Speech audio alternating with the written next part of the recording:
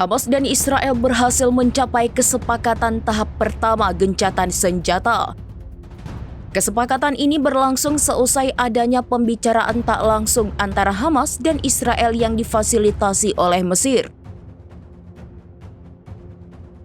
Dikutip dari Reuters, keberhasilan gencatan senjata ini disampaikan oleh Presiden Donald Trump melalui akun media sosialnya pada Kamis 9 Oktober 2025. Trump menuturkan bahwa kesepakatan gencatan senjata ini akan membawa kedua belah pihak lebih dekat pada penghentian perang yang selama ini menjadi konflik regional yang melibatkan negara-negara seperti Iran, Yaman, dan Lebanon.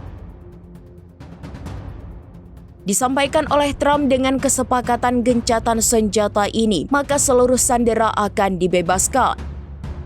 Begitupun Israel akan menarik pasukan militernya ke garis yang sudah disepakati. Sebelumnya, babak penting untuk mengakhiri perang dilakukan dengan perundingan Israel dan Hamas di Sharm el-Sheikh, Mesir. Pejabat tinggi Amerika Serikat termasuk penasihat senior Presiden Donald Trump turun langsung dalam perundingan antara Israel dan Hamas. Keterlibatan mereka menandakan pembahasan telah menyentuh isu-isu paling rumit dalam rencana perdamaian yang diusung Washington.